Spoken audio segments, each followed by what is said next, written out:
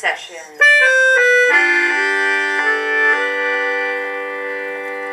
With Elisa Di Battista and Maria Teresa Barber.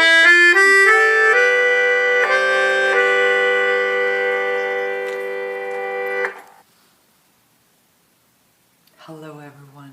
And welcome to our third session of RCS, Rocking Chair Sessions, with our special guest, Christin Paige Minnotte. Minnotte. Minnotte, if you're pronouncing it in the French way. Minnotte. It's a French name. It is a French name. Yeah, and what do you know what it means? Well, it's sort of unusual because the spelling is not anything it's a French spelling, but it doesn't actually mean anything in French. The closest things to it are menot, which I believe are handcuffs, and then minot, which means cute. So it sort of does encapsulate the extremes of my personality in some way. So yeah. Cute. So in handcuffs. between handcuffs and cute. Yes, exactly. Wow, I imagine like fluffy pink handcuffs, that would be like for Barbie or something. Or the rough and the smooth, which I have seen in your artwork. So I think that's funny that you say it's like the opposites of you, right? Like the more refined, but also like the texturized. Yeah, it's kind of like the last show that I did too, the Wilderness show, which the subtitle for it was The Delicate and the Fierce, which I felt all of, my work certainly expressed in the other two artists in the show. But it was exactly that, like this combination of extremely sort of elegantly fragile and completely strong at the same time. Neat. Well, let's talk about your latest show.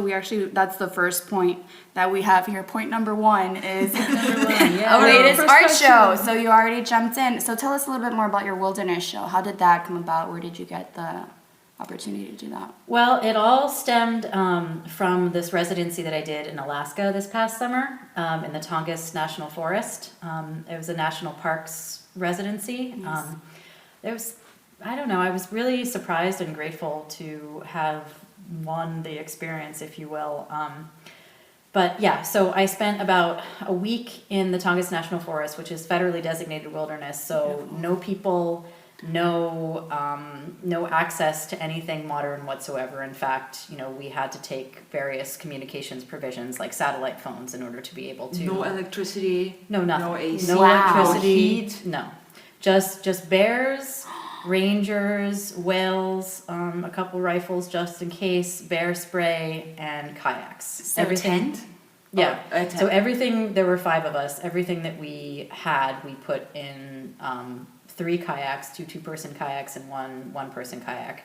And we camped in one site for 3 nights and then another site for another 3 nights. But it was open sea kayaking and basically patrolling the wilderness to make sure that it stayed wilderness. So that's one of the provisions that the government provides, like in our national park. So I was fortunate enough to be able to accompany these rangers and see what they do, as well as to experience this untouched wilderness. Wow. So So cool. yeah, so what really struck me about it was how after about, first of all, the first thing was that I really felt as if I was on another planet.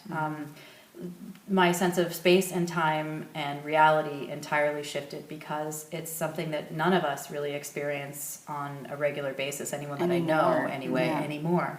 So it was like this beautiful window into another time, but at this time in our present reality. So it was like this really stark contradiction between, an industrial society that's a product at this point of the Industrial Revolution and what this planet really is, so it felt like this wonderful gift. But the other thing that I noticed was about 6 days in, no showers, nothing, so I realized that nothing that was relevant to me in my normal day-to-day life was relevant to me at all there. It was am I warm or cold?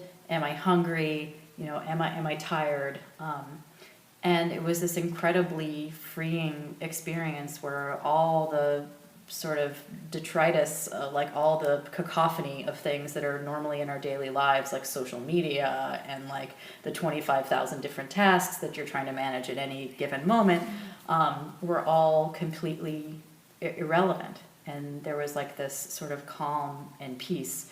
But so the show stemmed from that residency. And what I wanted to do with it was really to find a way to illustrate, for the general public through the artworks, this beauty and majesty that's in the minutia, as well as the regular sort of life-size one-to-one relationship that human beings have to the environment, but the minutia, the beauty and the grandeur of what nature really is, and how we feel like in some ways we have command over it because we've learned to master so many aspects of it, but there are still so many things that I think that we don't understand. And just being overwhelmed with it really made that idea, it drove it home. So what I chose to do was to take these macro photographs of various things that I saw and then invert them and place them on mirror. So a couple things are happening conceptually. One is that because the images are inverted, you recognize the forms, but you're like, I recognize this and it's really beautiful, but I can't quite identify it. Like your experience, like that alien but familiarity you had with the Exactly. environment. So still revealing, finding ways to reveal the mystery that is still there, as well as to force people in some ways to explore something that they think they understand, but don't quite.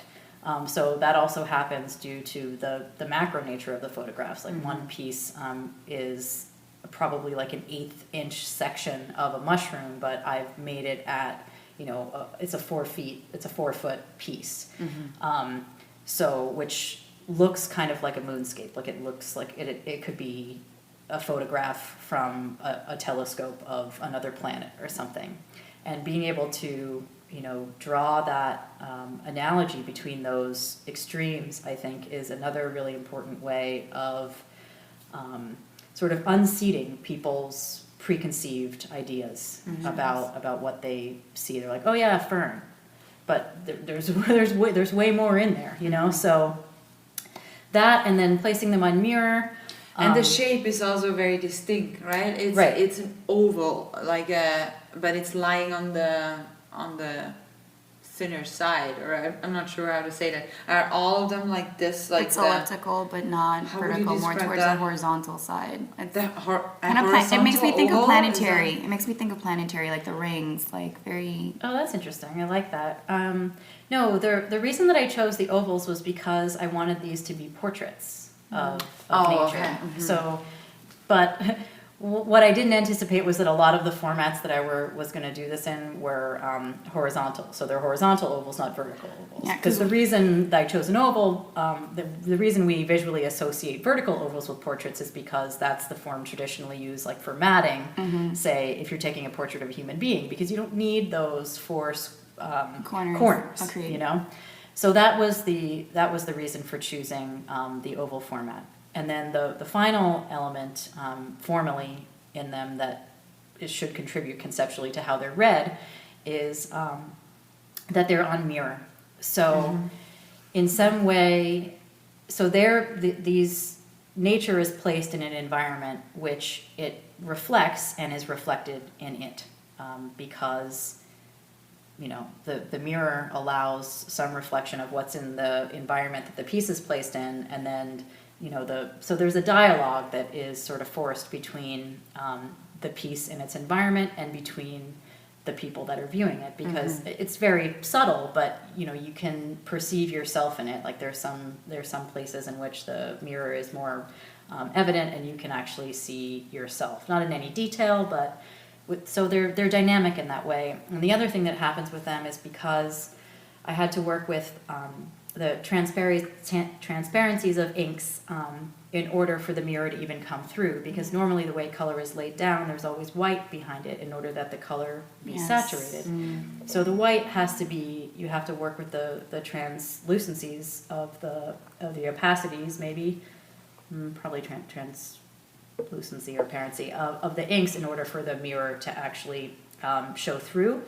But what also happens is light is then allowed to pass through the ink. So when they receive direct reflection, the inks glow and the pieces actually have a life. They sort of live, via light in the same way, like maybe photosynthesis and the way we all sort of live by light. And another thing I was thinking about today, because a friend of mine told me about this new black that is made of carbon nanotubes.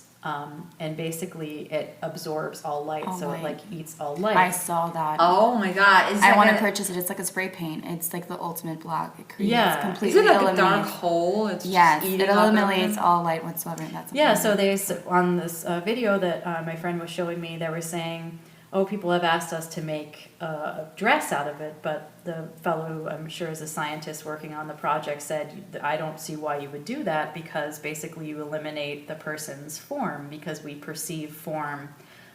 The reason that we can, walk around in our environment is because light creates the shape of objects, so we can, see what's going on." So it would be like an invisible cape. Like you would be like. Yeah, I almost think like it would make you two-dimensional. So I think it would be really cool to actually wear a dress. Yeah. Because it would just be like, head in hands or whatever, and the rest of you would be like the invisible, like spacecraft war machine or something. I don't know. Oh my god, that sounds so futuristic. I like that. And you said for your wilderness show, you mentioned 2 other artists. So I'm curious how they came into play for your. Yeah, so I mean, when I was conceiving of the show, I immediately thought of 2 people, Christina Peterson and Leah Brown. And because both of their work sort of really, I think, deals with those extremes of delicacy and fierceness.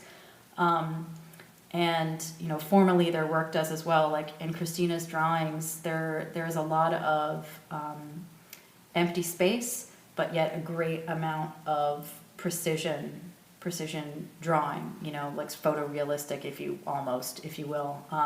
And a lot of nature imagery. Right, yeah. I mean, yeah.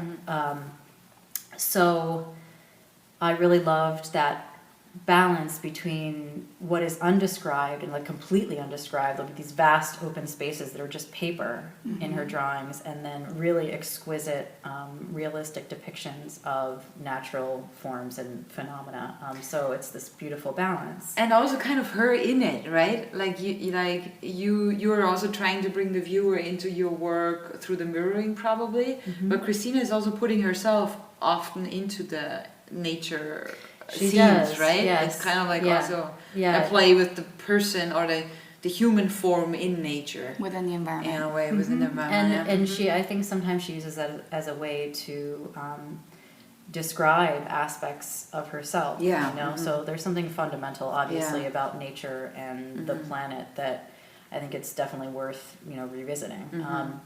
And then Leah's work, the same thing. These new pieces that she's done, the Inaccessible Keys, are these laser cut drawings that she does on a computer first, and then are laser cut with like an extreme amount of fine line and detail. But they also are depicting and talking about, like, they're called the Inaccessible Keys. So she sort of surrealizes things that are, animals and forms and places, and like depicts them realistically, but there's something completely magical and other. And generally her work for the past 12 years has been focused on like this liminal space between her dream world and reality, and she spends a lot of time in waking life trying to reinforce and sort of call into being the things that she dreams about and the subjects that she dreams about. So to me it was this beautiful, again, extremes, like reality, unreality, quote unquote, if you will, like the dream world, like what is real, what isn't. So it's that beautiful treading of the line between extremes. And something that I've always done and wanted to do in my work is find a way to formally articulate, like really dive down deeply into the abstract essence of things and find a way to portray those. Like, I'm not really interested in telling you something you already know. Like I want to find the core of meaning in things and find a way to articulate that. And usually those things are qualities, abstract ideas, if you will. And I think that there is probably more substance in those ideas than maybe we yet understand, even in terms of like, physics and, the material world. So like, I'm not taking this pretty far, but it's usually how I roll. I wouldn't be surprised if, in however many years or generations, we come to understand that there really is no space between us, that matter isn't what we think it is, that, I think even in technology, right? Like the thing that the internet and social media and all these things are doing is breaking the space-time boundaries for us, right? Like we've always been going there. We've always been trying to transcend our limits. And precedent has certainly proven, however many hundreds of years ago, like the earth was flat. It's not, So what else is it that we don't know? So that's, I'm really into that sort of boundary of what we know and what we think is possible. So all of that is like woven into my work in the show as well. And yeah, so. Into the wilderness show, and that was the show was at the Laundromat. Yeah, the show was at Laundromat Art Space, and then I don't know how much in more Miami, you want to hear about but it. our listeners know that because our listeners are from Miami. Our local, for those non-locals, the Laundromat Art Space is an artist residency with a gallery in the front, correct? Correct. Yeah, we're an artist collective. There are 9 of us, 8 studio spaces, and we bring in outside curators. Sometimes we curate our own shows, but the idea being really to bring sort of innovative work to the Miami community. Okay. Well, and you're doing really well there. I was just thanks at the opening of where Elisa's work was in there. Don't name drop. And it was really I was not supposed to tell you guys that, but I'm telling you this. Elisa had a beautiful show there. But I did appreciate your studio being as an art space is doing very, very well because it's pretty new. It's like it is. We've been there 2 years, but 2 years. we've gotten a lot of press, from Artsy to the New York Times, and we're just it just keeps growing, and it's really proven to me like how wonderful collaborating and being a collective can be. It's like amazing. So yeah. Yeah. Well, I wanted to go back a little bit because you mentioned traversing boundaries and. How about Miami? Like, how long have you been here? Why Miami? Like, where did you originally come from, and how did you end up here?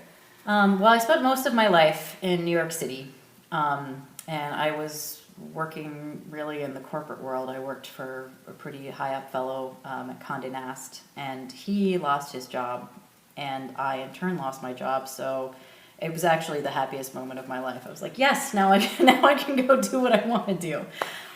So I then moved to San Francisco to go to art school. I went to SFAI, which is a small school in Russian Hill in San Francisco, which is really amazing and was a wonderful experience. I read that, and then I was just like, my heart filled with warmth. Fellow alma mater. I'm a fellow alumni from SFAI. SFAI. We went to SFAI. We need to talk about that at some point, for That's sure. what I said. That's exactly what I said. I was just like, oh my god, we have to talk about that. But yeah, We'll save it for finish your later. thought. Yeah, so New York, SFAI. And So New York City, as I'm sure many people know, is a very frenetic, intense experience. And I lived there from when I was like 11 till when I was about 31. And I just, after art school, I knew that I wanted to come back east. And I knew I needed a major city because I've always been in them, on the coast because I love freedom and the open water. So there really was only one other choice. It was like New York or Miami. I didn't really know anything about Miami, and I just decided to move. It happened to be, this was about 5 years ago, so I've been here 5 years. And it just happened to be going through this like beautiful sort of cultural art renaissance that I feel like I got in on the ground floor of, and it's like, met the 100 people in the art world. It's now expanded to, several more, but it was just very easy to collaborate with people and a lot more mellow than New York. New York, yeah. So yeah, I love Miami. Wow. we covered the Laundromat Art Space. And I go have ahead. a question. There was 11 years. You said 11. You moved to New York when you were 11. Yeah. And before that, like the first 11 years? Actually, so when I was from 5 to 12 or 5 to 11, I lived in West Palm Beach. So I lived in South Florida. Okay. Which Back to the roots. Full kind circle. of. Yeah, Okay. full circle. I mean, I Well, was born in almost. Pittsburgh, Pennsylvania, but so what's interesting about that is the ocean and all of that left my mind for all those 25 years, and then when I came back, it just was resounding, in my mind and my heart and my soul, if you will, and. It's funny because I've never been like an activist or anything of that kind. I've always been sort of more of a philosopher, sort of, introvert in some ways, even though I have my moments. But so it's been interesting to me that, my last big project, Disposable Ethic, was all about nature and ethics, and then this next project, the Wilderness series, is also all about nature. So it's one of those things where sometimes you're surprised by yourself and you're informed. You can surprise yourself. So it's pretty And that cool. was Rousseau, right? Correct me if I'm wrong. The French philosopher who was talking about going back to nature, that was kind of like for the highest philosophical goal. We'd have to. It's been so many years Rousseau, since I read Rousseau. Jean-Jacques Rousseau. We'll confirm that. I think well, our listeners are going to Footnote correct to be us confirmed probably. later. Note to be confirmed in the commentary. You mentioned disposable ethics, and that's also on our list to go over tonight. Can you talk about the performance aspect of your work? Because I know you were That was the Maria, Disposable project, yes. right? Yeah. Maria was able to witness it live And Fat Village. at Oh, that okay, village. Fat yeah. Village in Fort The Lauderdale. Nerd That was Festival, last yeah. year's. Yes. I got to see the photographic installation at the Ann Gallery, and I know that you also had a setup at Art Winwood about a year ago. Yeah, so I if you did the could performance expand last upon year that at a little Winwood. bit, that'd be great. Okay, so I'll just give you a brief overview of the project. Again, it's called Disposable Ethic, and it's essentially about mankind's conflicted relationship to his inventions, specifically with respect to plastic. So it's really phenomenally beautiful that we can create a new polymer to nature in plastic, but really tragic the way that we use that gift. There's also a sort of evolutionary irony in the sense that when a species is given an adaptative gift, it's supposed to allow them to better adapt. In the case of humanity's intelligence, that sometimes seems to be at odds with our survival and our adaptation to the environment, right? So that was the conceptual premise for the project. And really, more than being an environmental project, it was an ethical project. So Disposable Ethic. So the original idea was to create a series of photographs with a human being in water and plastic. So the first image that came to my mind was, I don't know if people have seen those, like when you're in grade school and you're being taught science and they're specimens of various animals or whatever preserved in formaldehyde in jars. Yes. I thought to myself, what if, however many thousands of years from now, some alien future will look back on us and see, a specimen of a human being preserved in whatever, with a bunch of plastic surrounding them. So I had this really sort of haunting image in my mind of a specimen of humanity in a bunch of water and plastic. So I had a tank built that's a 4x7 foot plexiglass tank lined in unfinished rusting steel and hidden LED lights. And then I filled it with water and 4 different plastic materials, each individually. So plastic water bottles, bubble wrap, Ziploc bags, and garbage bags. And the original intent of the project was to do a series of photographs, which were made.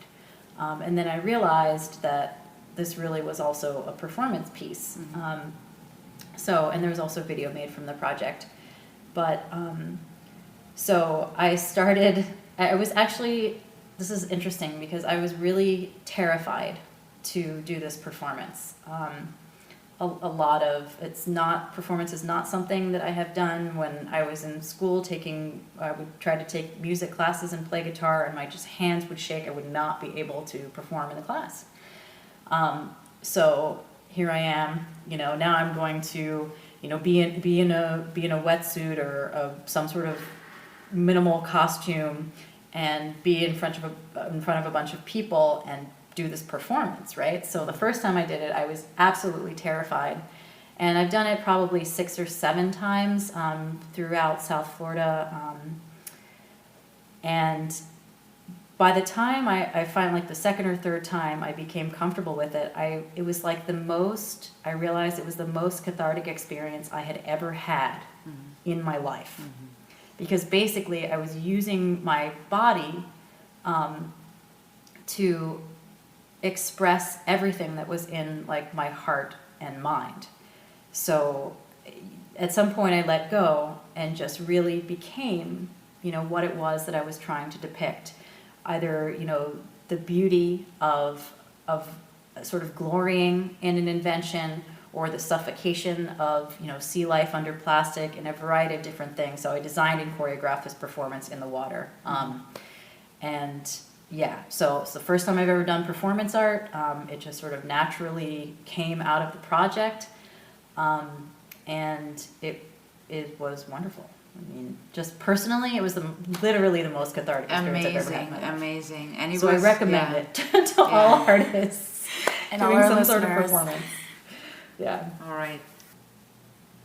Okay, just bouncing off what you were previously saying about your first experience performing and using yourself as a subject in, I guess you could call it more of a transformational point of view, in that you were previously just taking still images. That's what you had intentioned.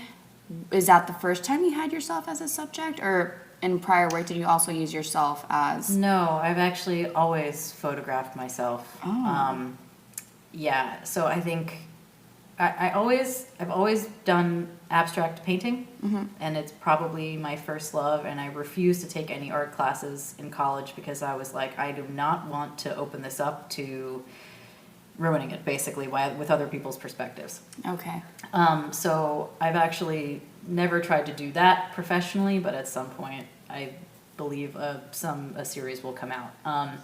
But so the second thing that I've done was I was given a camera when I was 16 by my piano teacher's husband, who was also a great inspiration in terms of physics and that subject matter. Anyway, so he gave me this camera, a Nikon FE, and I still have the first self-portrait that I took, which is also very sort of revealing, and it speaks again to the extremes. It's this picture of myself that I took in my apartment in New York City, up against the window, and it's just a 2/3 portrait, but I'm nude and covering myself. But what I did in the dark room was flip the image and expose it flipped as well, so it becomes like this like Madonna horror type thing, Like or the spirit matter type thing. So again, it's these extremes. Duality. Yeah, and I'm going to sort of scratch the Madonna horror thing, so I'm not really into that idea. It's really more like the spirit matter, like trying to transcend, trying to find a way to depict transcending our form, and some way to express more of who we really are besides sort of what we can see physically. My first series of self-portraits that I did was, there were long exposure performances, really, where I would costume myself. It just sort of would happen naturally. I wouldn't decide what to do beforehand, but I would be putting on all these things, and then I set up the camera and in a completely dark room, so that I couldn't be aware of myself and have that insecurity that we have when we're self-aware. And I just took a light and basically performed with the light and moved according to how I felt. And that became my first series of self-portraits. It's called Formless. So long story short, and I've photographed myself many other times. Long story short, I've used myself a lot. But I feel like it's never really been about me. Like, I'm the Disposable Ethic photographs as well, but the only reason that I am is because I believe really strongly that when somebody is photographed, there are so many nuances and details that are expressed in just the slightest of expressions that if it were anyone else, no matter how much I directed them, it would be their sense of what the project was about. So Agreed. I really had no choice. Like, it had to be me. And oftentimes, both in the Formless series that I mentioned and Disposable Ethic, people don't know it's me. You know, and that's wonderful. Yeah. And I feel that in some way that speaks to maybe the truth of the intention of what I'm trying to do, because it's not about, you know, hey, look at me. It's about I'm deeply trying to express, you know, this thing, which is not about me. Okay. So. Well, you mentioned long story short, and we kind of started on the long story here. So Okay. I wanted to pry open a little bit more towards, you mentioned working for somebody in a really high-ranking position for Condé Nast, and then you mentioned you started photographing at 16 years old. So I'm wondering, that loss of a job at 31 that prompted you to, you know what, I'm going to go study art, pursue my passion, move to San Fran, versus being 16 years old. What happened with your artwork in between those years? It's like the unknown, like what occurred? Yeah. So, well, my teenage years were rather tumultuous. I did not go to high school. So there was a lot of running around, let's just say. And then, you know, it was sort of by the grace of God, if you will, that I was actually able to go to college and went to a really good undergraduate school. I went to Bard in upstate New York. And I studied literature because what I wanted to do was, I felt I had to start from the beginnings. I didn't go to high school, so I started studying the classics. I learned Latin, and then I discovered I was really good at languages and words in general. Ironically, I really couldn't put together a proper paragraph when I was 17, you know? And now it's, you know, writing is something that I'm asked to do. But anyway, so I studied literature and classics, so I really wasn't studying art, you know, and as I was saying in college, I never wanted to take an art class because I didn't want that, like, the sort of purity of the activity to be taken away from me. It was something that I needed, so I just worked for myself. I just painted, basically. And then when I got out of college, I moved to New York City, and, you know, it was just trying to survive and different jobs. But I sort of learned a lot from all of them. Like, for instance, the first job I had was I worked for these architects. They're called Asymptote. And they're actually very accomplished, you know, a very accomplished firm. But what I wanted from the job was, I said, I want to work, because one of the things that I did before that was I was really into 3D animation. So I took classes at NYU in Maya. And so one thing art-wise that I did, I made and this is like speaks to what we were saying earlier in terms of pushing the boundaries of human knowledge and whatever, I made a commercial for photon thought packets. So this was like 20 years ago, and my idea was that in some way we would be able to formally put into like a little pellet a thought. And you could take that, and they were made of photons, and in my mind they were made of light, and you would take them and then you would, you know, be able to have these thoughts, right? Ooh, so it was a commercial for photon thought pellets. Wow. I really need to find the little DV that it is on, because I have no idea. God. I save everything, so it's probably somewhere. But yeah, so it would be little things like that I did. But when I started working for Asymptote, like, what I wanted from a job was I want to be in like a loft with creative people, doing something with like 3D work. And I think there was one other thing that I wanted. And I ended up in this architecture firm where they were doing these beautiful projects, like creating music from the way that traffic, you know, moved across a bridge. And from them, like, I learned how to, you know, deal with a visual library, you know, like a bunch of images, and how to, you know, work with that media. And, you know, obviously they were using 3D software in order to make these architecture projects, but they weren't just buildings, they were like creative projects. So I also got from them my love of electronic music, because this was like 20 years ago. One of these guys was the first to have his own server of electronic music. Wow. And he would just bring in all day, it would be all this, and I just fell in love, you know?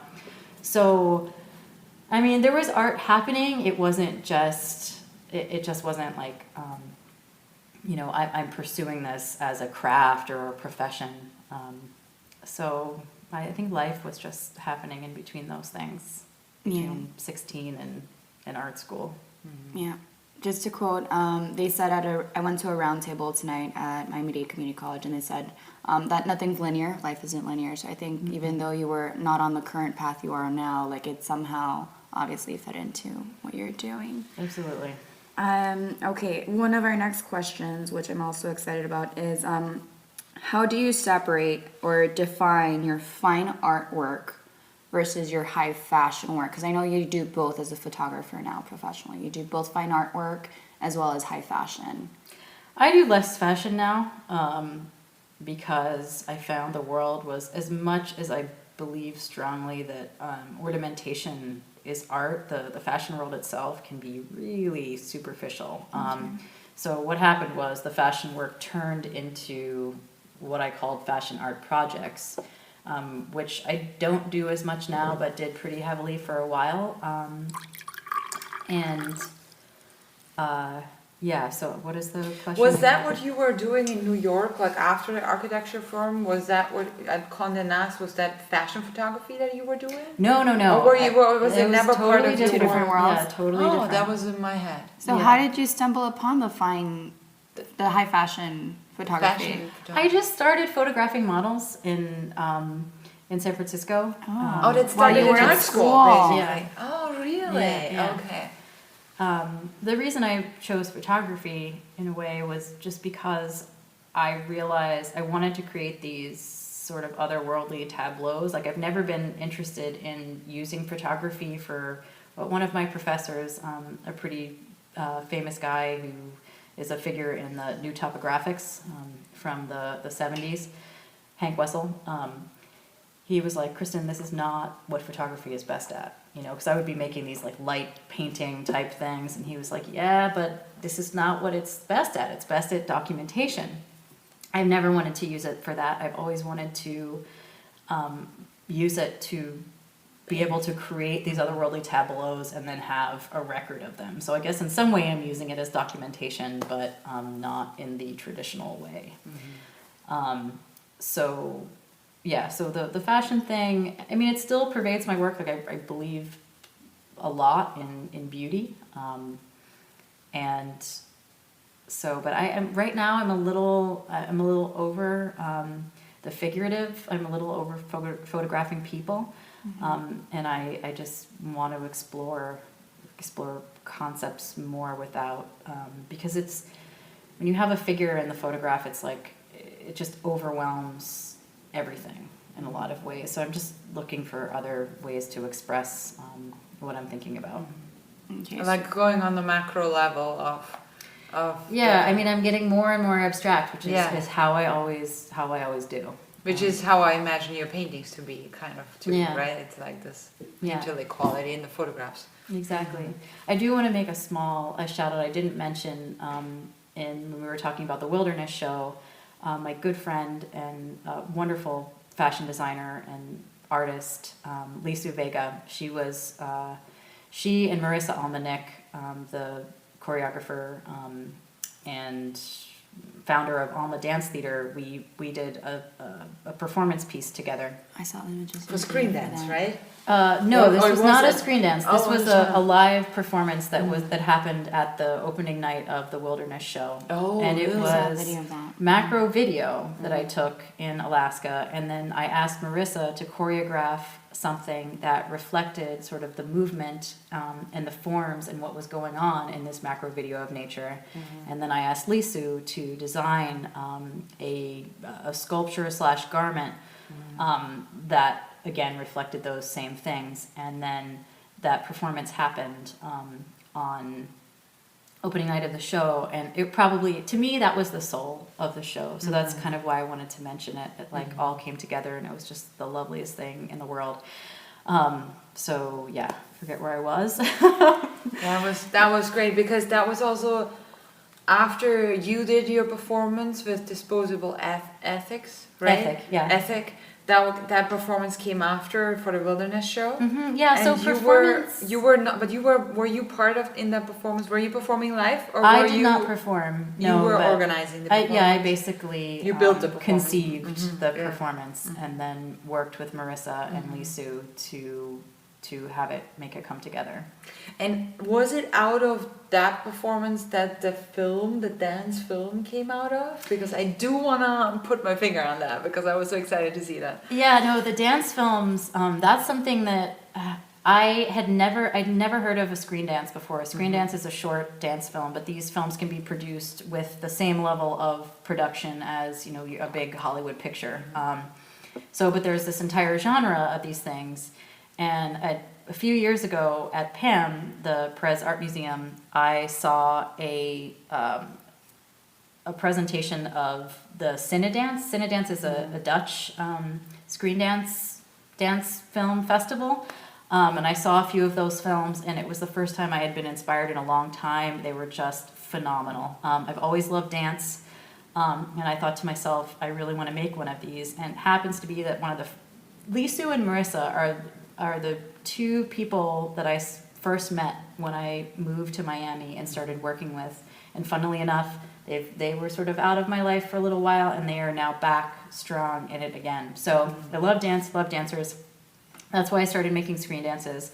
Marissa and I made, also with Christina Peterson, we made a screen dance 2 years ago called Black Carriage, White Heart. And then this year, Marissa and I got together, and I conceived of this other film, screen dance, that I wanted to make, and she and I worked together on it. I built a set out of aluminum foil for it, which was pretty crazy. And so now Marissa and I are going to Scotland for the Edinburgh Fringe Festival. We're going to make a multimedia performance piece like the one that was made for Wilderness, and also collaborate with Lisu to have her make a garment for it and project the film on Marissa the dancer and do another multimedia performance piece. So That's quite amazing. I'm looking forward to that. Performances That sounds beautiful. is in and my it's world really, now. Yeah. It's not going anywhere. No, And not this at all. is- Can't yeah, you're escape just it. starting. Yeah. Maybe it's always been. I mean, I think we sort of come into ourselves, and the more comfortable we are, the stronger we become, the less afraid we become, the easier it is for who we are naturally to come out, and those things start to just flourish. Yeah. Yeah.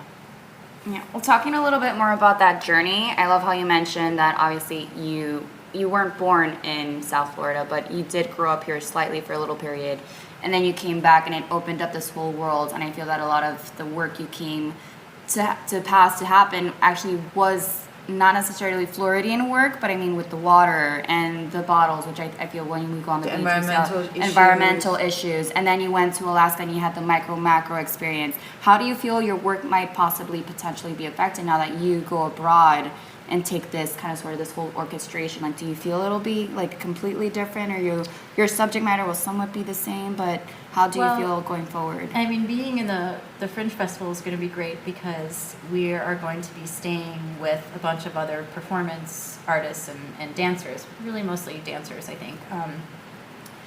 But so basically I'm going to be able to meet all of these other choreographers and performers, and I've always wanted to go to Ireland. I'm partially Irish, so I'm going to do the whole Scotland-Ireland thing, and I have absolutely no idea what's going to come out of it, but I'm sure something will.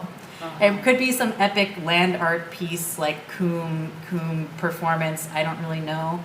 I definitely at some point want to do more performance work because, as I said, it was just phenomenally cathartic. I think I felt the freest I've ever felt after doing it, so there's like an exhilaration that happens. So yeah, I don't know. Yeah, we'll just see. like what will it unlock? How will you record it? Will there be a drone involved so you could do like just massive, epic, panoramic? I really want to start working with drones. I feel like if I started working with drones, I don't even know what would happen. So Yeah. I think it needs to be done. It needs to be It needs done. to be Yeah, done. I totally agree. I It totally needs to agree. be happen. Okay, well, I guess, how much time do we have left? I would Let's go say over our time. we have time for like the last couple of questions. I would say, is there anything else that you have coming up that you would like to share with our Anything you're listeners? excited about? New pieces, new shows? I mean, really, right now I'm working on doing more of this work on mirror. So I want to do a Florida series, and I want to expand the form of them somehow. So I'd like them to get larger, to become sort of like even more alive with light somehow. So I'm going to be working more on that series. Have you thought of the Airy Residency?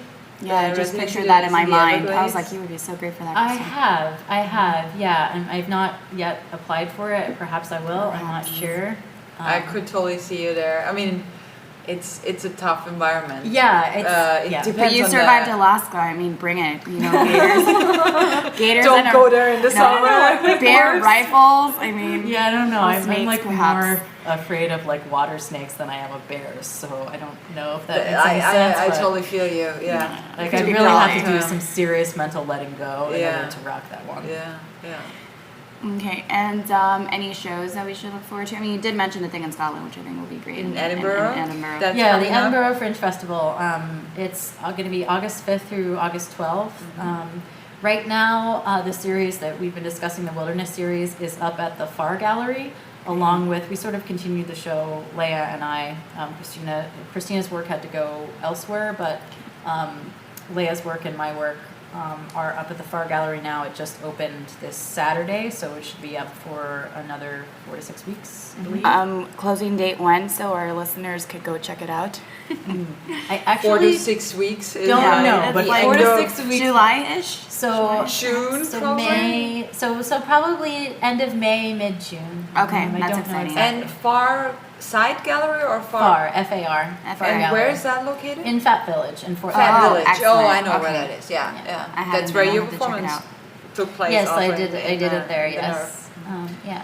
I'll have to check All it out. right, then we are coming to our final question, So sad. This which was is such an awesome interview. probably the most difficult one. I know. Okay, Go bring ahead. it. You might not have realized that this rocking chair is actually magical, and it allows you to hand over to the universe Yeah, 3 of your wishes whatever they may be. that you really wanna, come true. So If you could have anything or make anything happen. what you would can those also things just say be? cookies, which Yes, we which had Jenna on our kind of list. sort of took, so you shouldn't. But so, what just comes to you? 3 wishes that you want to put out into the universe. I wish that, or I hope to continue to find, to be able to live in the present and really find that sort of peace of letting go of,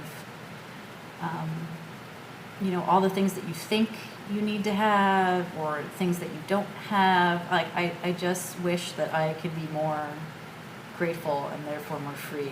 We all want to be as free as possible. I think that's probably my biggest wish. it's never wise. Trying to think of something more specific. I don't know. That's a pretty big wish. I think. Does that include all 3 wishes? This includes. I think perhaps, it's such a wise one. I'm like, do you want a second and a third wish? Yeah, I think nothing can top Did you that have dinner wish. today? If you didn't, what would you want? That's a good wish. I did have Oh, dinner. that you can't wish for. I like that wish. I would a like lot. the. I really, really, really want to go to Japan.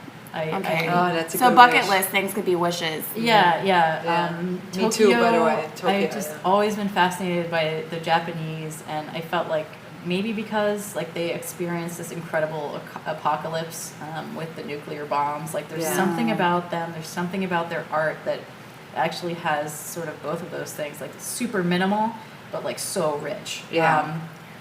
And like intensely apocalyptic in a lot of ways. So definitely want to go to Japan. Iceland is on my list. What other things do I really want? I don't know. That was 3. That was 3. Okay. The Iceland. freedom and Japan and Iceland. Yeah. Freedom, peace, and Tokyo. I love that. Okay. Freedom, peace, and Tokyo. I think those are the best They're last great. 3 words ever. I don't think I can make any of those happen. But I'll remind you to be We're putting grateful. it out into the universe. We're putting it out to the universe. It's gonna happen. Right It's on. gonna happen. Right on. Well, Alrighty. we want to thank you, Christin. Christin, that was awesome. Thank you so much. And Thank I'm you. so excited I met an SFAI alum here in Miami. Another I know, me one. too, We're me gonna too. stay in touch for sure. Absolutely. And thanks so much again, Elisa. And thank you, Maria, for I'm excited. It's our 3rd session. It's Already? our 3rd This is session great, already. guys. This is And great. thanks to all our listeners. We're so excited that you are following us, that you are listening to us, that you look at our Instagram pictures and our Facebook side. And yeah, Stay we're tuned. gonna be back next week. With another South Florida artist. Surprise, Exciting. surprise. All right. Bye, guys.